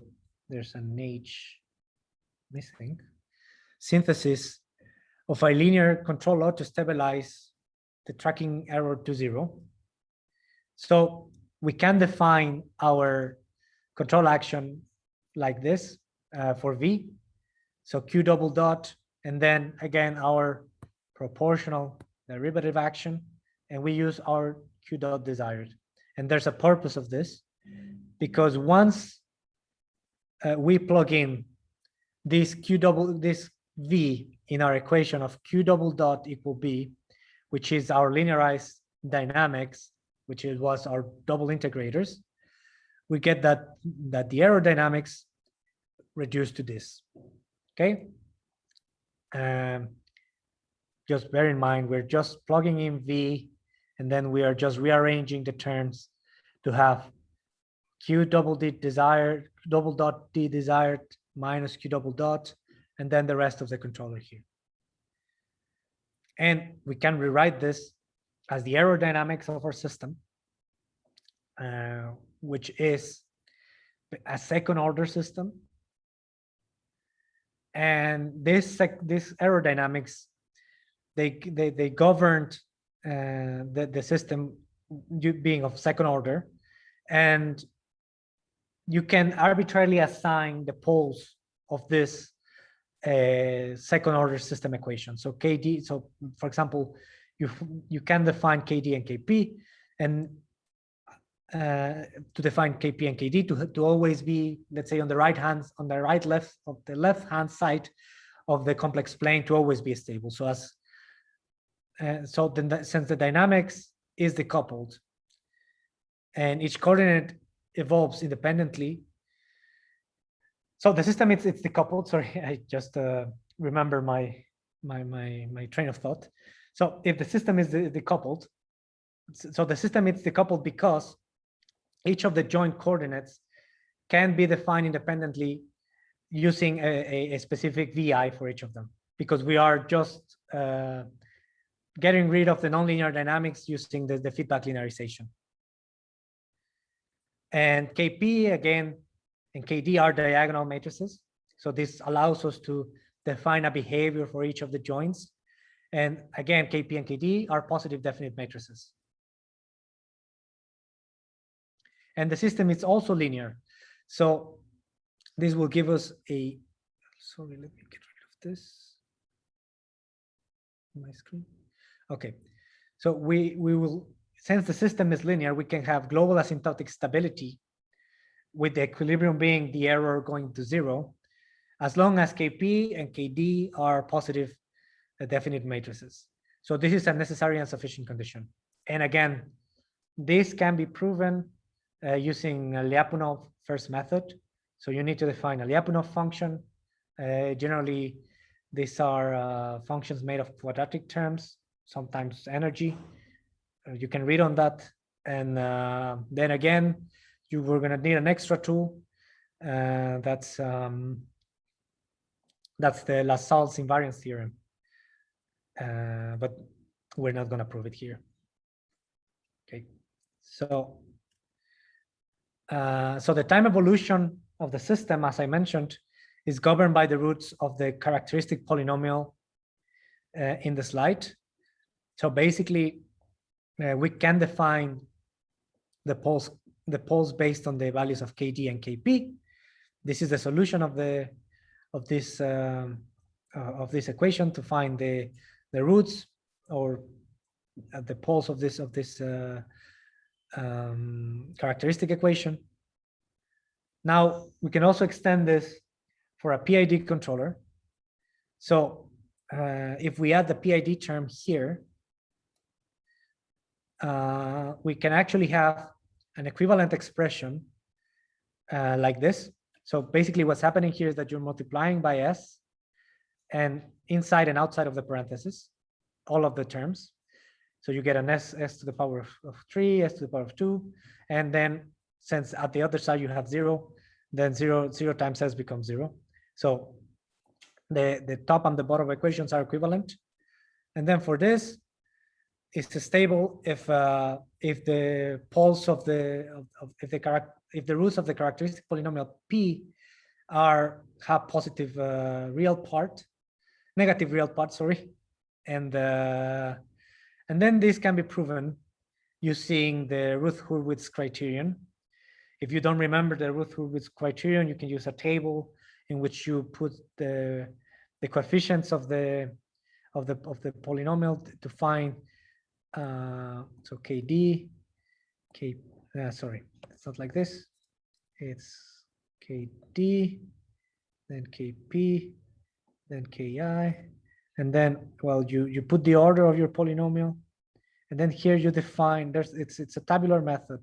Then the one here, it's taken by the 1 over this term here, which is Kd, and then you take the determinant of this, and then you're going to get this term. And what you need to check is that the values in this first column are all positive, and then from there, actually, what we're going to get here is a Ki here, and an expression that relates both Kp and Ki. I think it's Kp Kdi minus, yes, it's this Ki over Kd. And what you need to make sure of is that all of the elements in the first column have positive sign, and then all of your roots are going to be negative. And this is how you get this these values for the gains. Okay. And if we put our controller in a block diagram, we're going to have our desired acceleration here added to the error of our desired velocity minus our current joint velocity multiplied by our Kd, then our plus our desired position minus our current position multiplied by our gain Kp. We add this 3, and then we're going to get V on this side. And then this V is multiplied by the joint space inertia matrix. This needs to be a left multiplication. So M, it's going to be like this, right? Just bear in mind this. And then M, it's filled in with the values of the current joint positions from this vector here, from this arrow here. Then we add it with our vector of nonlinear terms taken from our current states, Q and Q dot. We add them. This goes into this, the output of this is U, and this goes into our robot. So this is basically the block diagram structure of our controller. And computer torque control is a special case of a more general strategy called feedback linearization. So computer torque control, it's for the mechanical systems actuated by motors by torques. So multi-body dynamic systems. And feedback linearization can be used for other type of nonlinear systems. So some comments on computer torque control. The MQ and so the joint space inertia matrix and the vector of nonlinear terms, they need to be computed online, and they need to be computed fast because, as we said, our control loop has real-time constraints. So some decent times that we can think about is between 0.5 and 10 milliseconds. And we can use the recursive Newton-Euler algorithm to compute them online. But in general, canceling M and H, it's difficult in practice. So this is something to bear in mind. And also when you do simulations, it doesn't make any sense to simulate a controller using the same M and the same H of the controller of the system for your controller. You need to add some perturbations into your M matrices and your H matrices. Otherwise, I mean, it's going to work perfectly because you know perfectly the dynamics, which in real life never happens. So another comment is that what if we're given a trajectory in Cartesian space? So a way that we can do to map to our joint space controller, it's by doing this. So we can obtain QD through our inverse kinematics relationship. Then Q dot D, we can get it from, so remember that the Cartesian space velocity is equal to the Jacobian times the joint space velocity. So this, if we invert this, we get Q dot equals J inverse Q dot. Of course, this is given the fact that the Jacobian is invertible. So if you don't have a square matrix for the Jacobian, we use our all of the knowledge that we have on redundancy and null space projectors to generate trajectories for the joint variables that are not defined. And then we can also get the acceleration. So if we take the second derivative of P, well, the second derivative of P, then we can get, sorry, Q dot plus, so there's a dot here and a dot here, plus JQ double dot. And then from here, we obtain the expression in the bottom. So you can map your joint space, your Cartesian space controller to joint space, as a joint space controller, you're doing these mappings.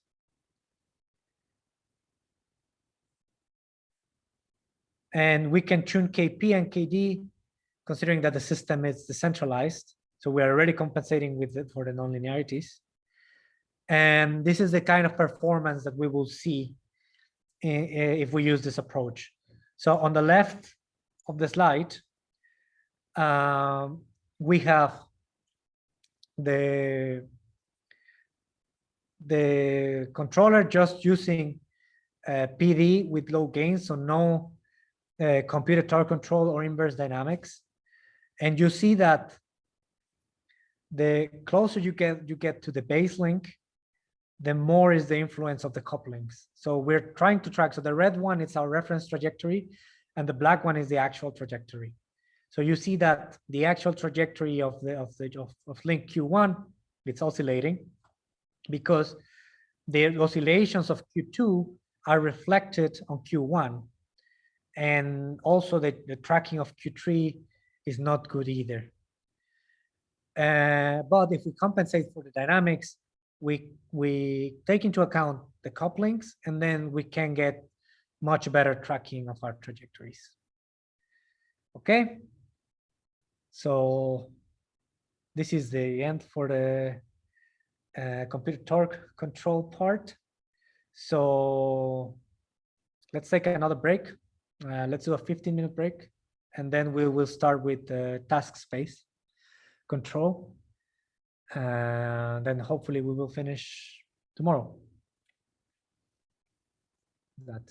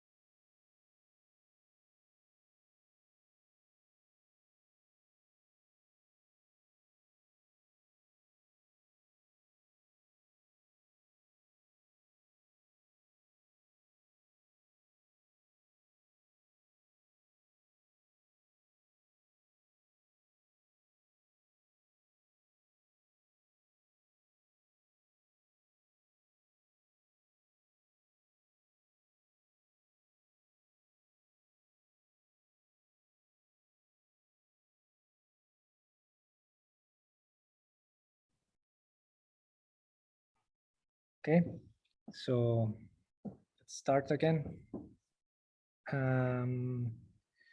So we just saw a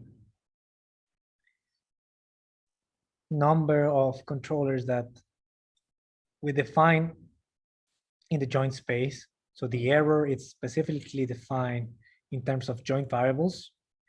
Now we're gonna go into task space control.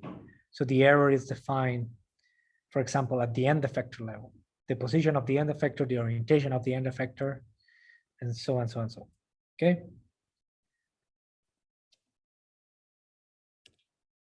So in this part, we're going to be looking at two kinds of strategies.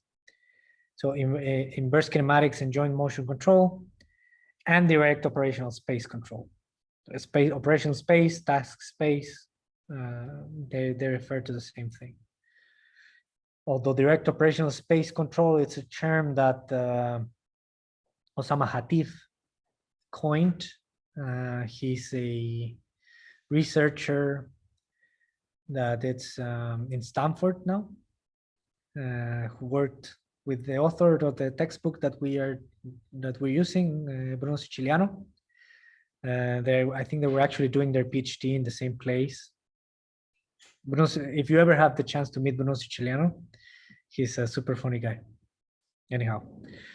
Octavio, sorry, just a notation. Yes, maybe I changed a bit the idea to don't confuse. Let's not use the operational space word. Let's use the word task space. And we use the word task space whenever the task is considering both the end effector, for example, position and orientation, while we can use the Cartesian space in the case of only the end effector position, for example. So I think this is clear now. That's why I separated the slides in orientation control and Cartesian control. Okay. Space control. Yeah, just I think it's less confusing. It was an old word. The old word wording operational. Yeah. Okay. It's something from Kati, but in essence, it's the same thing. We don't want to just promote the the idea of just one person. I mean, let's use the most common one. Yeah, so I'm just to avoid confusions, I'm gonna correct the slides. So we're gonna remove operation space. Wherever you see operation space, we refer to task space, okay?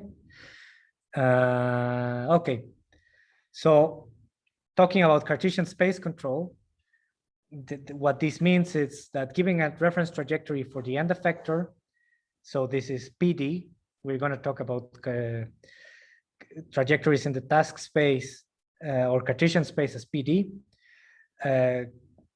We want to compute a control input U of t such that P of t, the position in the Cartesian space, converges eventually to the desired position in the Cartesian space.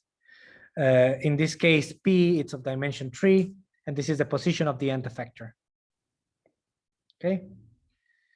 So something that comes to mind at first glance is that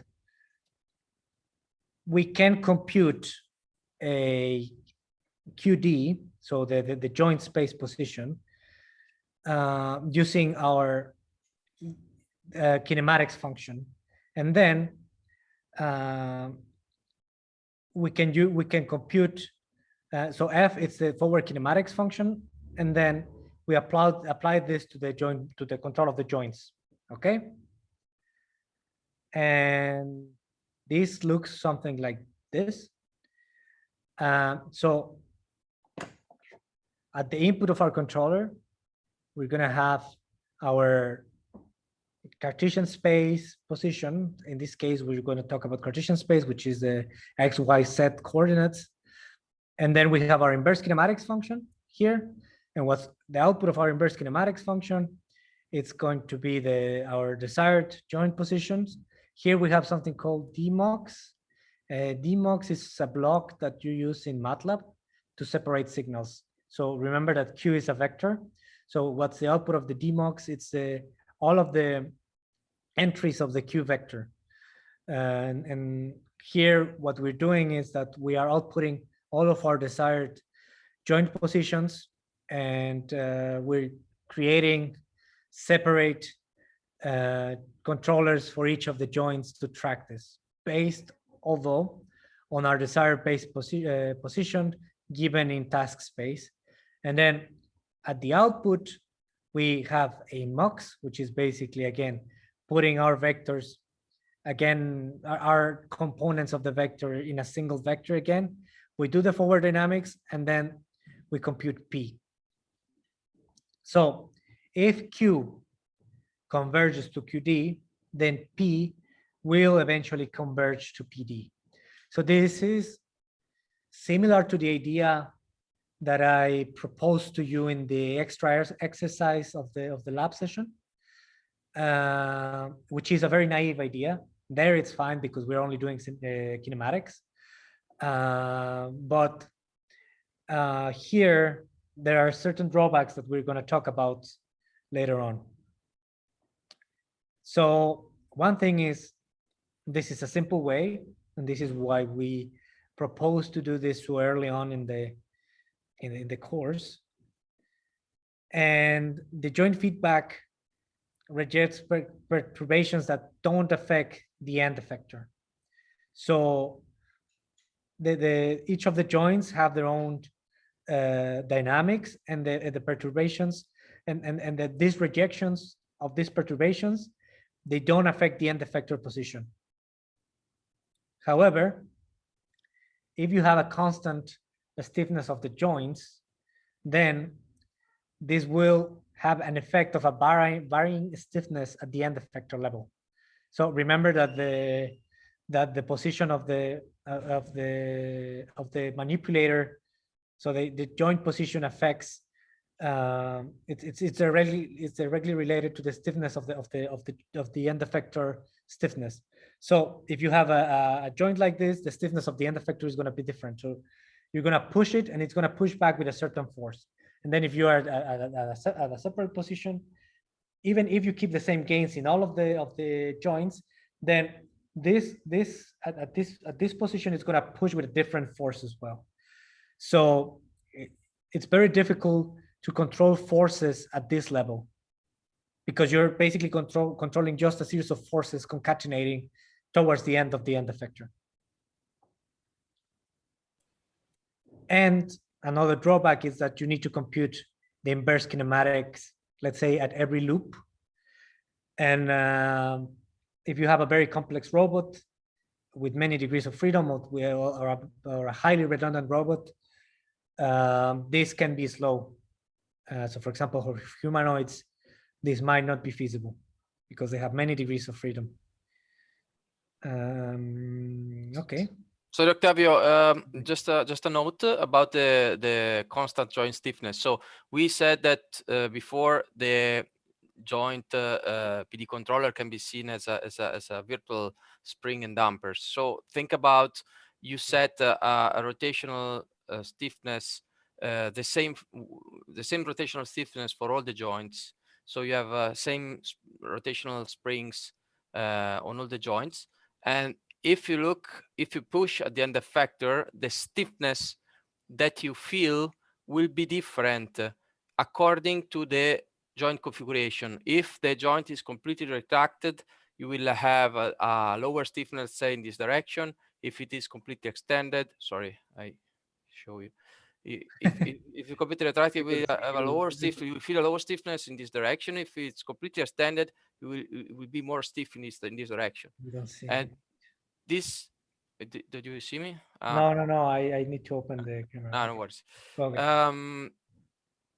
And this is because the way we is this as in the case of the inertia matrix, joint space inertia matrix map at the end effector with the Jacobians that we will see in the next lecture. Sorry.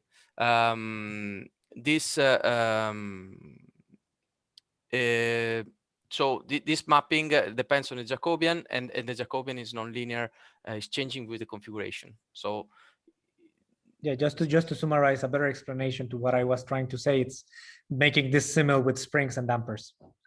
So if you have the same spring and damper around your arm, then if you're completely extended, the stiffness of this is it's gonna be completely different as the stiffness. Let's say the stiffness that you feel at the end is gonna be completely different to the stiffness that you feel here, because let's say that the spring it's completely retracted here, the here is completely extended.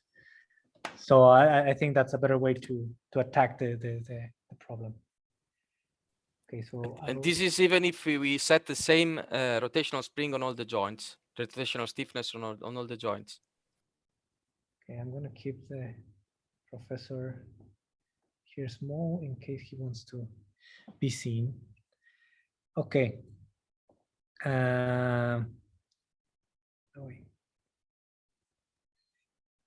So another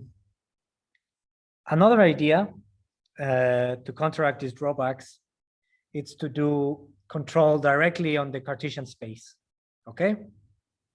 So the error that drives the feedback action is defined directly at the end effector level on the Cartesian space. And the desired trajectory is defined directly on this Cartesian space. So there we won't need to do a kinematic inversion as we ask you to do in the exercise, in the extra exercise of the lab session. Okay. And we obtain the measurements in Cartesian space using the forward using the forward kinematics functions of the joint variables. So the idea is that instead of defining the motion for the joints, let's try to control the forces acting directly on the end effector.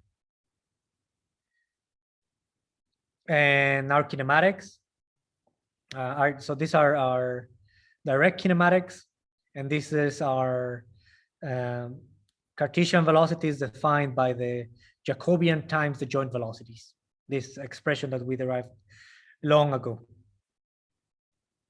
So let's go back to our panoramic view of our controllers. And now we're going to start with the PD plus the gravity compensation. So we're going to develop a proportional derivative, a controller plus the gravity compensation. But now the proportional derivative action is going to be defined in our task space or the Cartesian space. So let's start with this one, the Cartesian space gravity compensation. I cannot remove that sign, so sorry. So the idea is that we want to create an elastic viscous structure, so basically a spring and a damper at the end effector that converts the force and moments into torques. Okay. So let's start with the assumption that there's no redundancy. So the number of degrees of freedom of our robot is the same as task space variables. Okay. So we can define our control action like this. Now recall that our, where did I put it here? Yes, that from the lectures on dynamics, we found that the joint torques are equal to the Jacobian transpose times the forces at the end effector. So here we are transforming this PD action defined in the task space. So remember we have P here, and we're using the Jacobian transpose, the transpose Jacobian, to map it as joint torques. Okay, remember this holds because our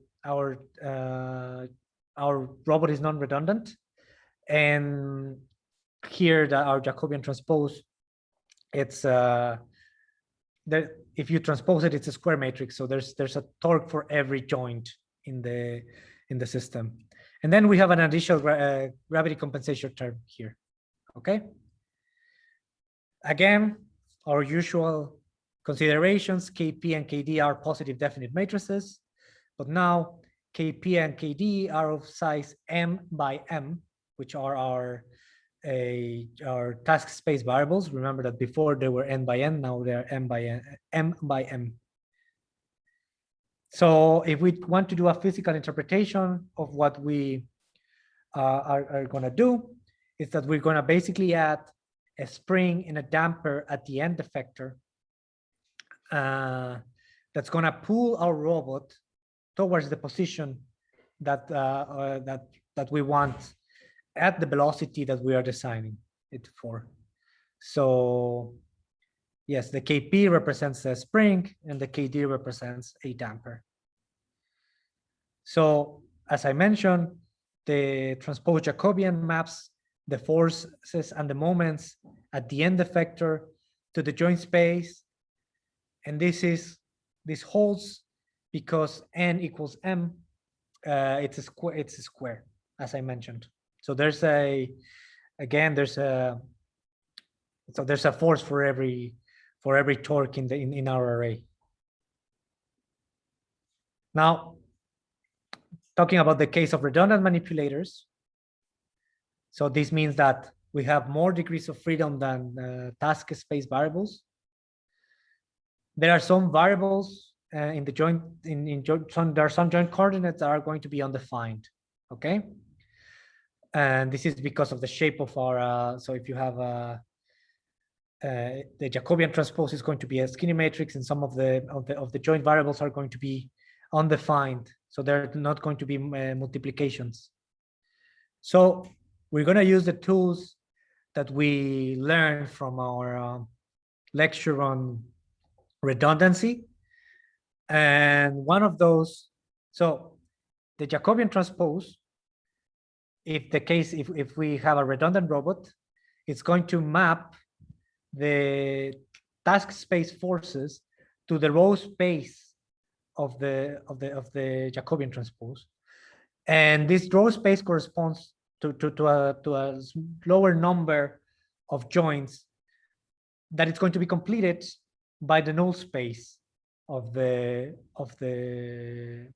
our joint space of our joint space. So what we're going to do is that we're going to use our null space projector to assign a task to those joints that are not doing anything now, because they're not being multiplied by anything. They're just zeros in our skinny matrix. And this is what I'm just saying here. And this something that these joints are going to do, it's basically solve a postural task. And that will help the robot to get to a default configuration. So our final control law will look like this, where if you don't remember the pseudo inverse, which is denoted by this hash symbol, it's this one. And let me get rid of this. And this is our null space projector here. Okay, so this basically takes all of the elements of the Jacobian transpose that are not being used and assigns them to this tau 0. And I had it already here. And here, FD, it's going to be our Cartesian task. So FD is going to be in charge of tracking the position of the end effector. And tau 0, sorry, it's going to be our postural task. So we're going to assign to this one the joint values of our manipulator to get to a specific pose. And I think this is it. So we'll finish here with the panoramic view. If there are no questions, or are there any questions from what we've seen today?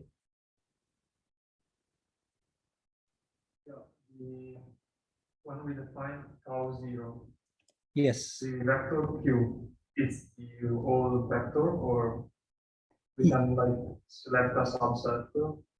So Q0, it's our desired posture, right? So you can assign whatever you want to Q0. Q, it's the actual vector of Qs, right? So this is basically what's going to take you to that specific posture. So Q0 here. Also, the question was just for those online, in case you didn't hear, was if we can just use certain entries of the vector Q for a postural task. And my answer is that basically our postural task is defined by our Q0 vector. And this defines our desired posture. And Q, it's the actual vector of joint variables here. Okay.